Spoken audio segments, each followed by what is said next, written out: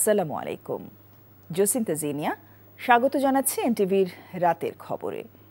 সারাদিন বৃষ্টি না হওয়ায় ফেনীর একদিকে স্বস্তি দিলেও সদর ও ছাগলনাইয়া উপজেলার বন্যা পরিস্থিতির অবনতি হয়েছে। নদীরক্ষা বাঁধের ২১টি স্থানের ভাঙন দিয়ে পানি ঢুকে নতুন করে ১০টি সহ শতাধিক গ্রাম প্লাবিত হয়েছে, ফলে চরম দুর্ভোগে পড়েছেন লাখো মানুষ। দুর্গতদের ত্রাণ সহায়তায় কাজ করছে বিজিবি ও সেনাবাহিনী। এদিকে বন্যা পরিস্থিতি অপরিবর্তিত আছে নোয়াখালীতে। বিস্তারিত জীবন আহমেদের ডেস্ক রিপোর্টে। এই বৃষ্টি এখন যেন ফেনীবাসীর অভিশাপ। বৃষ্টির কারণে ফেনীতে বন্যা পরিস্থিতি অবনতি হচ্ছে। গ্রামের পর গ্রাম তলিয়ে আছে। গৃহবন্দী অবস্থায় রয়েছে লাখো মানুষ। বেড়িবাঁধের ভাঙন স্থান দিয়ে পানি ঢুকে ফেনী সদর, ছাগলনাইয়া, পরশুরাম সহ নতুন করে 10টি গ্রাম সহ শতাধিক গ্রাম প্লাবিত হয়েছে। দুর্গত এলাকায় বিশুদ্ধ পানি ও শুকনো খাবারের তীব্র সংকট দেখা দিয়েছে। সাপে কাটার আতঙ্কে প্রাণ বাঁচাতে অনেকে আশ্রয় কেন্দ্রে ঠাঁই নিয়েছেন। বাড়ি থেকে জিনিসপত্র আর যায়, পথে সাপে কামড় দিছে। পরে সবাইখানে হসপিটালে নিয়ে যাওয়ার পরে ওনারা টেস্ট মেস করছে, পরীক্ষা দিচ্ছে। সব করাবার পরে বলতেছে বিষ আছে শরীরে। এখন বলছি যে সদরে নিয়ে যাওয়ার জন্য। রাত হলে পোকামাকড়ের ভয়ে আমরা ঘুম আসে না চোখের মধ্যে। হালকা বৃষ্টি হলে বন্যা আসে। বন্যার কারণে আমাদের অনেক ক্ষয়ক্ষতি হয়, আমাদের অনেক মাছ চলে যায়, আমাদের ঘরবাড়ি অনেক ক্ষয়ক্ষতি হয়। যদি বেড়িবাঁধগুলা সঠিকভাবে মেরামত করত তাহলে আমাদের আজকের এই ভোগান্তি হতো না। ফেনীর মুহুরী, সিলোনিয়া ও কহুয়া নদীর পানি বিপদসীমার নিচ দিয়ে প্রবাহিত হলেও ২১টি বাঁধের ভাঙন স্থান দিয়ে পানি প্রবেশ অব্যাহত আছে। টেকসই বাঁধ নির্মাণের জন্য প্রস্তাবনা পাঠানোর কথা জানান পানি উন্নয়ন বোর্ডের এই নির্বাহী প্রকৌশলী। তো ২৪-এর বন্যার পর এই প্রেক্ষিত পরিবর্তন হয়েছে। এখন আরও বড় আরও টেকসই আকারে বাঁধ নির্মাণের জন্য আমরা প্রকল্প প্রস্তাবনা দাখিল করেছি। জেলা প্রশাসনের তথ্য মতে ৮২টি আশ্রয় কেন্দ্রে প্রায় ৯,২০০ মানুষ আশ্রয় নিয়েছেন। ত্রাণ কাজে সহায়তা করছে সেনাবাহিনী ও বিজিবি। আমাদের এই মুহূর্তে 2টা টিমই কাজ করছে। আমরা এখানে রান্না করা খাওয়া ডিস্ট্রিবিউট করেছি, আর আমাদের পরশুরামে কিছু ড্রাই ফুড ডিস্ট্রিবিউট করা হচ্ছে। এদিকে উজানের ঢল অব্যাহত বৃষ্টিতে তলিয়ে গেছে নোয়াখালী ৯ উপজেলার নিচু এলাকা। পানিবন্দী প্রায় ৬৪,০০০ পরিবার। এছাড়া কুমিল্লাও বৃষ্টিপাত অব্যাহত রয়েছে। বাড়ছে গোমতী নদীর পানি। প্লাবিত হয়েছে নদী তীরবর্তী অনেক এলাকা। Jiban Ahmed, NTV news desk. Mohammad Sohag নামের ওই ব্যবসায়ীকে কুপিয়ে ও পিটিয়ে হত্যার ঘটনায় 2 নেতাকে বহিষ্কার করেছে জাতীয়তাবাদী যুবদল। রাতে এক সংবাদ বিজ্ঞপ্তিতে জানানো হয়, বহিষ্কৃত 2 জন হত্যা মামলার এজাহারভুক্ত আসামি। তাদের একজন রজ্জব আলী পিন্টু, সাবেক সহ জলবায়ু বিষয়ক সম্পাদক, এবং আরেকজন ঢাকা মহানগর দক্ষিণ যুবদলের যুগ্ম আহ্বায়ক সাবা করিম লাখি। 2 জনের প্রাথমিক সদস্যপদ বাতিল সহ দল থেকে বহিষ্কার করা হয়। কেন্দ্রীয় নির্বাহী কমিটির সভাপতি আব্দুল মোনায়েম মুন্না ও সাধারণ সম্পাদক মোহাম্মদ নুরুল ইসলাম নয়ন এর সিদ্ধান্ত কার্যকর করে। তাদের অপকর্মের দায়ে সংগঠন নেবে না বলে জানানো হয়। একই সঙ্গে আইন শৃঙ্খলা বাহিনীকে এ হত্যাকাণ্ডের ঘটনায় কোনরূপ শৈথিল্য না দেখিয়ে প্রয়োজনীয় ব্যবস্থা নেওয়ার আহ্বান জানানো হয় প্রেস বিজ্ঞপ্তিতে। ক্ষমতায় যেতে নয়, বিএনপি দেশে দ্রুত গণতান্ত্রিক উত্তরণ চায় বলে মন্তব্য করেছেন দলটির স্থায়ী কমিটির সদস্য গয়েশ্বর চন্দ্র রায়। বিএনপি যেন ক্ষমতায় যেতে না পারে সেজন্য একটি গোষ্ঠী অপপ্রচার চালাচ্ছে বলেও অভিযোগ করেছেন তিনি। সকালে নয়াপল্টনে এক দোয়া মাহফিলে দলের সিনিয়র যুগ্ম মহাসচিব রিজভী আহমেদ সংস্কারের নামে জনগণকে বিভ্রান্ত না করে দ্রুত নির্বাচনের দাবি জানান। নাজিবুর রহমানের রিপোর্ট। শহীদ মিনার প্রাঙ্গণে জাসাস আয়োজিত জুলাই অভ্যুত্থান উপলক্ষে এক অনুষ্ঠানে বিএনপির স্থায়ী কমিটির সদস্য গয়েশ্বর চন্দ্র রায় বলেন, জুলাইয়ের চেতনা ধরে রাখতে দেশে গণতান্ত্রিক উত্তরণ চায় বিএনপি। এ সময় সমাজে নতুন করে বৈষম্য সৃষ্টি হয় এমন কোনো কাজ করা থেকে বিরত থাকতে জুলাই অভ্যুত্থানের নেতাদের প্রতিও আহ্বান জানান তিনি। গণতন্ত্রবিহীন রাষ্ট্রে যে কোনো অগণতান্ত্রিক উপসর্গ মাথা চাড়া দেয়। সুতরাং বৈষম্য বিরোধী আন্দোলনে যখন আমরা বৈষম্য করি নাই, বৈষম্য বিরোধী আন্দোলনের বিজয়ের মালা যারা গলায় পড়লেন তারা এমন কাজ করেন না যে আপনারা নিজেরাই বৈষম্য সৃষ্টি করছেন। শুক্রবার দলের কেন্দ্রীয় কার্যালয়ে দোয়া মাহফিল অনুষ্ঠানে যোগ দেন বিএনপির সিনিয়র যুগ্ম মহাসচিব রুহুল কবির রিজভী। বলেন, সংস্কারের নামে জনগণকে বিভ্রান্ত করছে সরকার। খালি সংস্কার সংস্কার করে নির্বাচন পিছিয়ে এইরকম গো ধরে থাকলে পরে বা শিশু বাচ্চার মতো চকলেট আমাকে পেতেই হবে, এই ধরনের প্রবণতা থাকলে ফ্যাসিবাদ কিন্তু নানা ছিদ্র পথে প্রবেশ করতে পারে এবং তারা যে চেষ্টা করছে না তা নয়।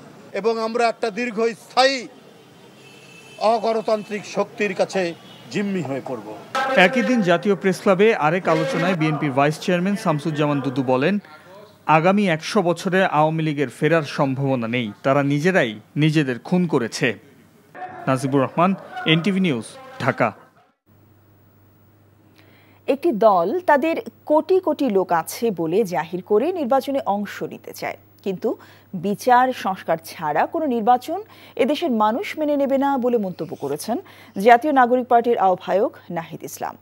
জুলাই পদযাত্রার ১১তম দিনে যশোরে পথসভায় এসব কথা বলেন তিনি। পরে খুলনায় পথসভায় নাহিদ অভিযোগ করেন, রামপাল তাপবিদ্যুৎ প্রকল্প করে সুন্দরবন ধ্বংস করা হচ্ছে। আমাদের প্রতিনিধিদের পাঠানো তথ্য ছবিতে ইমরুল কায়েসের ডেস্ক রিপোর্ট।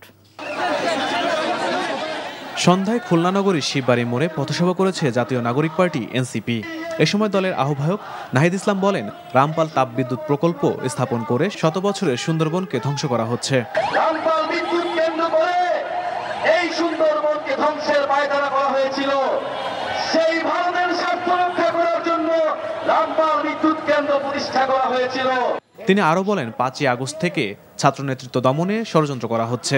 নতুন বন্দোবস্ত প্রতিষ্ঠায়, গণতন্ত্র, মানবাধিকার এবং ইনসাফ প্রতিষ্ঠায় জাতীয় নাগরিক পার্টি গণ অভ্যুত্থানের সকল ছাত্র তরুণ এখনো মাঠে রয়েছে। আপনারা যতই চেষ্টা করুন, যতই ষড়যন্ত্র করুন, আমাদেরকে মাঠ থেকে সরাতে পারবেন না। এদিকে যশোর শহরে জসকোট ঈদগাহ মোড়ে এনসিপির আহ্বায়ক নাহিদ ইসলাম বিএনপিকে ইঙ্গিত করে বলেন, একটি দল তাদের কোটি কোটি লোক আছে বলে জাহির করে, কিন্তু বিচার সংস্কার ছাড়া কোনো নির্বাচন এদেশের মানুষ মেনে নেবে না। এই কোটি কোটি মানুষ, লক্ষ লক্ষ মানুষ আমাদেরকে দেখায়েন না, বিচার সংস্কার ছাড়া নির্বাচন বাংলার জনগণ মেনে নেবে না। যারা বিচার সংস্কার ছাড়া নির্বাচনের পরিকল্পনা করে তারাই নির্বাচনকে পিছিয়ে দেওয়ার ষড়যন্ত্রে লিপ্ত। পথসভায় দলের সদস্য সচিব আক্তার হোসেন বলেন, সংস্কারের লক্ষ্য পূরণ না হলে তাদের দল রাজপথে নামতে বাধ্য হবে। বাংলাদেশের মানুষ জুলাই অভ্যুত্থানে যেভাবে রাজপথে নেমে এসেছিল সংস্কারের দাবিতে, তার থেকেও বহুগুণে তারা রাজপথে নেমে আসবে ইনশাআল্লাহ। এর আগে যশোরের জুলাই অভ্যুত্থানে নিহতদের পরিবারের সদস্য ও আহতদের সাথে সাক্ষাৎ করেন এনসিপির নেতাকর্মীরা। Imrul Kayes, NTV news desk.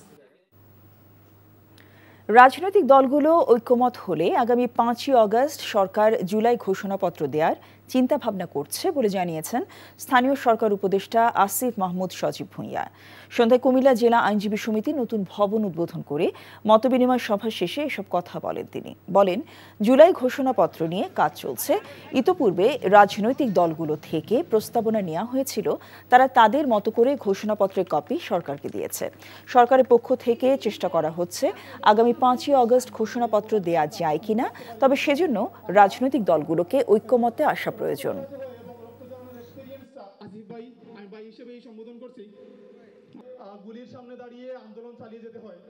সরকারের পক্ষ থেকে চেষ্টা হচ্ছে যে আগামী ৫ই আগস্ট যদি ঘোষণাপত্রটা দেয়া যায়, তবে সেক্ষেত্রে অবশ্যই রাজনৈতিক ঐক্যমতে আসা প্রয়োজন। আপনারা জানেন, যেহেতু সবার ঐক্যমতের ভিত্তিতে আমরা একটা ঘোষণাপত্র দিতে চাচ্ছি, তো আশা করি রাজনৈতিক ঐক্যমত শেষে ৫ই আগস্ট জুলাই ঘোষণাপত্র পাঠ করা সম্ভব হবে। বাংলাদেশ যুক্তরাষ্ট্র শুল্ক আলোচনার দ্বিতীয় দিনের আলোচনায় কিছু বিষয় অমীমাংসিত থাকলেও বেশ কিছু বিষয়ে দুই দেশ একমত হয়েছে। শুক্রবার ওয়াশিংটন সময় সকাল ৯টায় আবারও তৃতীয় দিনের আলোচনা চলছে। শুক্রবার প্রধান উপদেষ্টার অফিসিয়াল ফেসবুক পেজে এই তথ্য দেওয়া হয়। দ্বিতীয় দিনে বাণিজ্য উপদেষ্টা Sheikh Bashiruddin US trade representative ambassador Jamieson গ্রেয়ারের সাথে একান্তে বৈঠক করেছেন। তার সাথে শুল্ক সংক্রান্ত আলোচনার পাশাপাশি দুই দেশের বর্তমান ও ভবিষ্যৎ বাণিজ্যের গতি প্রকৃতি নিয়ে আলোচনা হয়। বাংলাদেশ যুক্তরাষ্ট্রে রপ্তানির পাশাপাশি আমদানির পরিমাণ বাড়াতেও প্রতিশ্রুতিবদ্ধ এবং তা ইতোমধ্যে শুরু হয়েছে বলেও জানানো হয় ফেসবুক পেজে। বলা হয়, যুক্তরাষ্ট্রের শুল্ক আরোপের ক্ষেত্রে বাংলাদেশ ন্যায্যতা ও প্রতিযোগিতামূলক পরিবেশ প্রত্যাশা করে। শুল্ক নিয়ে আলোচনায় বাংলাদেশের পক্ষে নেতৃত্ব দিচ্ছেন বাণিজ্য উপদেষ্টা।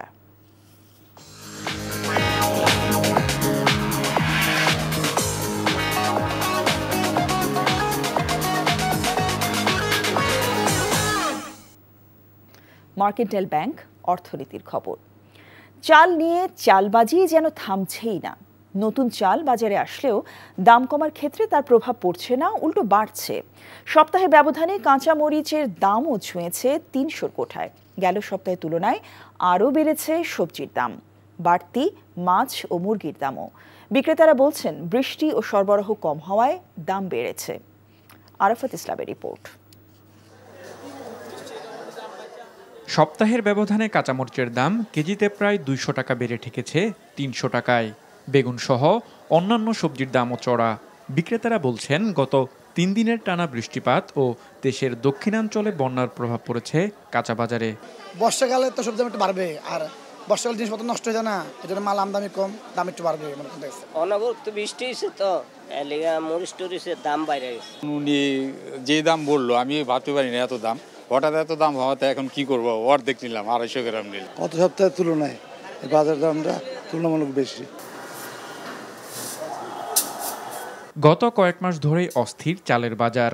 নতুন চালের চালান বাজারে এলেও কমছে না দাম। এক সপ্তাহে নতুন করে কেজিতে ২ থেকে ৩ টাকা পর্যন্ত বেড়েছে মিনিকেট, নাজির সহ বেশ কয়েকটি চালের দাম। যে মৌসুমে যে ধানটা আসার কথা, চাউলের দাম কমার কথা, এখন দেখতেছি আরও বাড়তেছে। যেমন প্রতি কেজি ৮ চাউল আমরা কিনে হয়েছে যখন আসছে মৌসুমে আসছে কত ৫০-৫১ টাকা, সেই চাউল এখন হলো যায় ৫৮ থেকে ৫৯ টাকা। আর সব চাউলের দামই বাড়ছে মোটামুটি। সপ্তাহান্তে কেজিতে অন্তত ১০ টাকা করে বেড়েছে মুরগির দামও। ব্রয়লার ১৭০ আর সোনালী ৩০০ টাকার আশেপাশে বিক্রি হচ্ছে রাজধানীর বাজারে। যদিও আগের দামেই বিক্রি হচ্ছে গরু ও খাসির মাংস। খামার তো বিশেষ করে বন্ধ হয়ে গেছে এখন, এর জন্য একটু আমদানি কম, দাম একটু বাড়ছে। বাজার পরিস্থিতি আগের থেকে অনেকটাই বেড়েছে। বিশেষ করে মুরগির দাম অনেক ফ্ল্যাকচুয়েট করে। আপনি প্রতি সপ্তাহে যদি দেখেন আপনি কোনো স্টেবল কোনো বাজার পাবেন না মুরগির বাজারে। এবছর ইলিশ যেন ছুঁতেই পারছেন না সাধারণ মানুষজন। ১ কেজি ইলিশ কিনতে ক্রেতাদের গুনতে হচ্ছে ২৫০০ টাকা। পাশাপাশি ছোট বড় সব ধরনের মাছের দাম স্বাভাবিকের চেয়ে কেজিতে ১০০ থেকে ২০০ টাকা পর্যন্ত বেশি বলে মনে করছেন ক্রেতারা। সব মাছেরই দাম বেশি। চিংড়ি মাছ ১২০০ টাকা কেজি, বাইলা মাছ চাইতেছে ১৪০০ টাকা কেজি, তারপরে ইলিশ মাছ তো চাইলে ২৪০০-২৫০০ টাকা চায়। এখন এই বাজার সম্ভব না। গেল সপ্তাহের মতো আগের দামেই কেজি প্রতি ৫৫ থেকে ৬০ টাকা কেজি পেঁয়াজ আর আলু বিক্রি হচ্ছে ২৫ থেকে ৩০ টাকা কেজিতে। আরাফাত ইসলাম, এনটিভি নিউজ, ঢাকা। দুঃসময় কাটিয়ে অনেকটাই ইতিবাচক ধারায় দেশের পুঁজিবাজার। গত ৪ কার্যদিবসে বেশিরভাগ শেয়ারের দাম বেড়ে সূচক ৫,০০০ পয়েন্ট ছাড়িয়েছে। এমন ধারাবাহিক উত্থানে লোকসান কাটিয়ে আবারও মুনাফার প্রত্যাশায় সক্রিয় হচ্ছেন বিনিয়োগকারীরাও। মূল্যস্ফীতি কমার পাশাপাশি রিজার্ভ বৃদ্ধি ও অর্থনৈতিক স্থিতিশীলতা বাজার ঘুরে দাঁড়ানোর কারণ হিসেবে দেখছেন বিশ্লেষকরা। সেলিম মালিকের রিপোর্ট। স্বৈর সরকার পতনের পর ৬,০০০ পয়েন্টে থাকা পুঁজিবাজারের ধস কোনোভাবেই ঠেকানো যাচ্ছিল না। গত ২৮ মে ঢাকা স্টক এক্সচেঞ্জ ডিএসসি সূচক নেমে দাঁড়ায় ৪,৬১৫ পয়েন্টে। এমন বাস্তবতায় নড়েচড়ে বসেন প্রধান উপদেষ্টাও। সংকট উত্তরণে নিয়ন্ত্রক সংস্থা বিসেক, অর্থ মন্ত্রণালয় এবং বাংলাদেশ ব্যাংককে নির্দেশনা দেন। এরপর থেকেই একটু একটু করে ঘুরে দাঁড়াতে থাকে পুঁজিবাজার। গেল ২ সপ্তাহে ঘটে বড় উত্থান। ২.৫ মাসের মাথায় ডিএসসির সূচক ছাড়ায় ৫,০০০ পয়েন্ট। গত বৃহস্পতিবার পর্যন্ত সূচক দাঁড়িয়েছে ৫,০৬৮ পয়েন্টে। আস্থার সংকটের কারণে বাজারটা এতদিন নিম্নমুখী ছিল। সেই নির্বাচনী রোডম্যাপের কারণে সম্ভাবনা খুঁজে পাচ্ছে। মূল্যস্ফীতি কমে যাচ্ছে, আপনার বাংলাদেশ ব্যাংকের রিজার্ভ বেড়ে গেছে, তারপরে আপনার নির্বাচনে একটা সুবাতাস চলে আসছে, তারপর আপনার নিয়ন্ত্রণ সংস্থা প্রত্যেকের সাথে বসছে। সন্তুষ্ট বলা এখনই যাবে না, মানে বাজারটা পজিটিভ দিকে টার্ন নিচ্ছে, এতটুকুই আমরা বুঝি বা বুঝতে পারি। বিশ্লেষকরা বলছেন চলমান উত্থানের ধারা বজায় থাকলে সরকারের হস্তক্ষেপ ছাড়াই পূর্ণ মাত্রায় ঘুরে দাঁড়াবে বাজার। গুজব সৃষ্টি যাতে না করে এবং হয়তো সিকিউরিটি এক্সচেঞ্জ বা যেন হস্তক্ষেপ না করে। আমি আসতেছি করবো, এটা মানুষ ভয় পায় যায়। তো সালে টাকা দিয়ে ব্যবসা করতে যাব, করতে যাব কেন, হয়তো ঝামেলা নেব।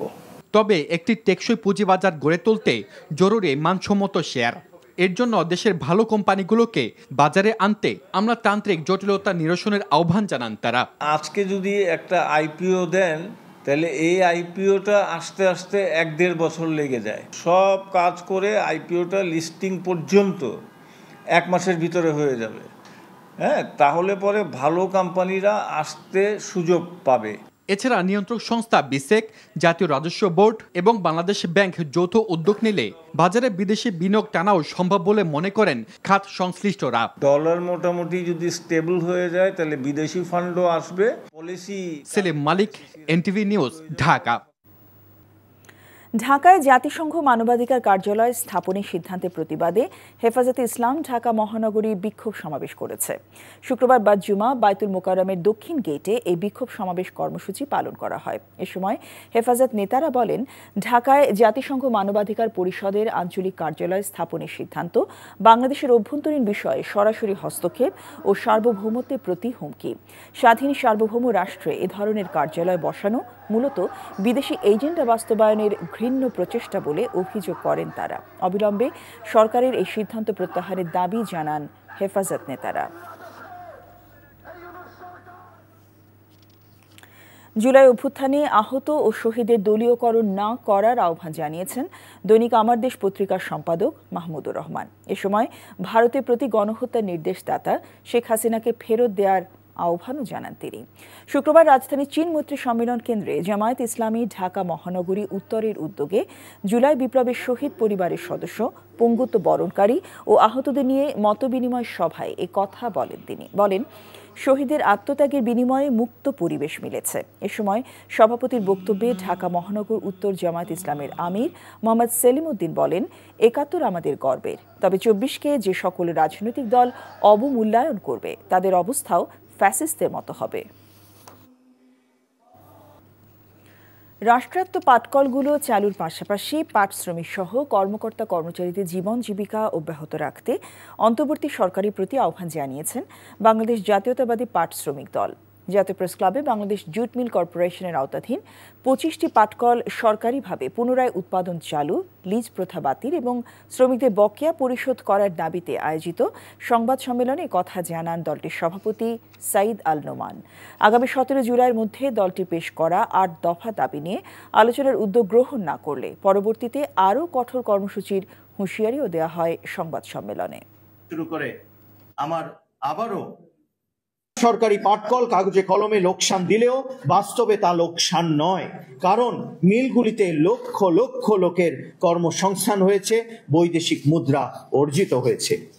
বর্তমানে দেশের পরিবেশ দূষণ সর্বোচ্চ মাত্রায় পৌঁছেছে।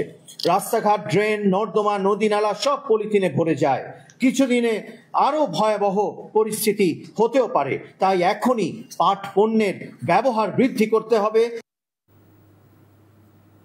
বিএনপি সাংগঠনিক সম্পাদক শামা ওবায়েদ বলেছেন, যেসব সংস্কার বিএনপি সহ অন্য দলগুলো একমত হয়েছে সেগুলো দ্রুত বাস্তবায়ন করতে হবে। ফরিদপুরের নগরকান্দা উপজেলার রামনগর ও সালথা উপজেলা বাজারে দলের নিহত নেতাকর্মীদের পরিবারের সাথে সাক্ষাৎ শেষে এসব কথা বলেন তিনি। বলেন, আওয়ামী লীগ আমলে যেসব প্রতিষ্ঠান ধ্বংস হয়েছে সেগুলো প্রতিষ্ঠিত করতে হবে। দেশের নতুন প্রজন্মের জন্য নতুন রাজনীতি, নতুন বাংলাদেশ বিএনপি উপহার দিতে চায় বলেও মন্তব্য করেন তিনি। এ সময় উপস্থিত ছিলেন নগরকান্দা উপজেলা বিএনপির সাবেক ভারপ্রাপ্ত সভাপতি হাবিবুর রহমান বাবুল তালুকদার ও সাবেক সাধারণ সম্পাদক সাইফুর রহমান মুকুল সহ অন্যরা। উৎসব আমেজে অনুষ্ঠিত হল ঢাকা বিশ্ববিদ্যালয় গণযোগাযোগ ও সাংবাদিকতা অ্যালামনাই অ্যাসোসিয়েশনের বার্ষিক সাধারণ সভা ও যোগাযোগ উৎসব। ঢাকা বিশ্ববিদ্যালয়ের ছাত্র শিক্ষক কেন্দ্র টিএসসিতে বর্ণিল উৎসবের আয়োজন করা হয়। অনুষ্ঠানে বিকেল থেকে বিশ্ববিদ্যালয়ের গণযোগাযোগ ও সাংবাদিকতা বিভাগের প্রাক্তন শিক্ষার্থীরা জড়ো হন। গান, আড্ডা আর খুনসুটিতে মেতে ওঠেন তারা। দেশের স্বনামধন্য সাংবাদিক, শিক্ষক, রাজনীতিবিদ সহ নানা শ্রেণী পেশার মানুষের মিলন মেলায় পরিণত হয় যোগাযোগ উৎসব।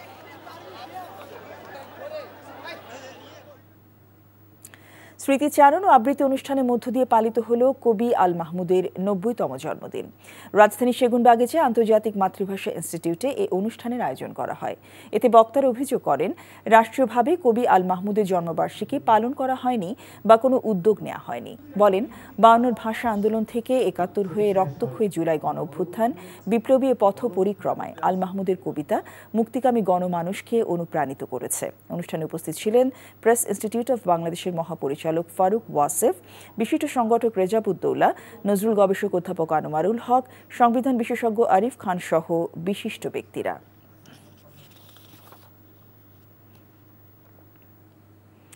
বাংলাদেশি বেসরকারি টিভি ও রেডিও উপস্থাপকদের একমাত্র নিবন্ধিত সংগঠন নিউজ ব্রডকাস্টার্স অ্যালায়েন্স এনবি এর বার্ষিক সাধারণ সভা ও সাংস্কৃতিক সন্ধ্যা ২০২৫ অনুষ্ঠিত হয়েছে। রাজধানীর একটি অভিজাত ক্লাবে আয়োজিত এই অনুষ্ঠানে প্রধান অতিথি ছিলেন পরিকল্পনা উপদেষ্টা ডক্টর ওয়াহিদুদ্দিন মাহমুদ, বিএনপি স্থায়ী কমিটির সদস্য আমির খসরু মাহমুদ চৌধুরী, জামায়াত ইসলামীর সেক্রেটারি জেনারেল মিয়া গোলাম পরওয়ার সহ উপস্থিত ছিলেন বিভিন্ন রাজনৈতিক দলের শীর্ষ নেতৃবৃন্দ, টিভি ও রেডিও উপস্থাপকরা। সভায় বার্ষিক কার্যক্রম, বাজেট ও কর্মপরিকল্পনা তুলে ধরেন নেতারা। পরিচিতি পর্বে নবনির্বাচিত কমিটির সদস্যদের সাথে পরিচয় করিয়ে দেওয়া হয় উপস্থিত সদস্যদের। পরে গান গেয়ে ও নৃত্য পরিবেশন করে উপস্থিত শ্রোতা দর্শনার্থীদের মুগ্ধ করেন এনবিএ পরিবারের সদস্যরা। চর্যাপদে গানের পুনর্জাগরণের একযুগ পূর্তি উপলক্ষে ৩ দিনব্যাপী চর্যাপদ পুনর্জাগরণ উৎসব ২০২৫-এর সমাপনী অনুষ্ঠিত হয়েছে।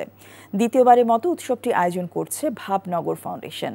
শুক্রবার দুপুর ৩টা থেকে বিকেল ৫টা পর্যন্ত বাংলাদেশ শিল্পকলা একাডেমির স্টুডিও থিয়েটারে দেশের বিভিন্ন জেলা থেকে আগত সাধক শিল্পীদের চর্যাপদের গানের প্রশিক্ষণ কর্মশালা অনুষ্ঠিত হয়। এরপর চর্যাপদের গানের প্রশিক্ষণ গ্রহণকারীদের মধ্যে সনদ বিতরণ, একযুগ ধরে চর্যাপদের গানের পুনর্জাগরণে অবদান রাখার স্বীকৃতি স্বরূপ শিল্পীদের ক্রেস্ট প্রদান করা হয়। ইস্পাহানি প্রিমিয়াম টি খেলার খবর। ফুটবল। সাগরিকার হ্যাট্রিকে সাফ অনূর্ধ্ব ২০ নারী চ্যাম্পিয়নশিপে দারুণ সূচনা বাংলাদেশের। প্রথম ম্যাচে শ্রীলঙ্কা বিপক্ষে ৯-১ গোলে জয় পেয়েছে বর্তমান চ্যাম্পিয়ন বাংলাদেশ। এই ছিল রাতের খবরে। এই খবরের ভিডিও সহ আপডেট জানতে ভিজিট করুন এনটিভি অনলাইন www.ntvbd.com। এছাড়াও এনটিভি জনপ্রিয় সব অনুষ্ঠান ও খবরের আপডেট জানতে ভিজিট করুন আমাদের ইউটিউব ভেরিফাইড ফেসবুক পেজ। রাত ১টায় মধ্যরাতের খবর দেখার আমন্ত্রণ রইল। সবাইকে ধন্যবাদ। শুভরাত্রি।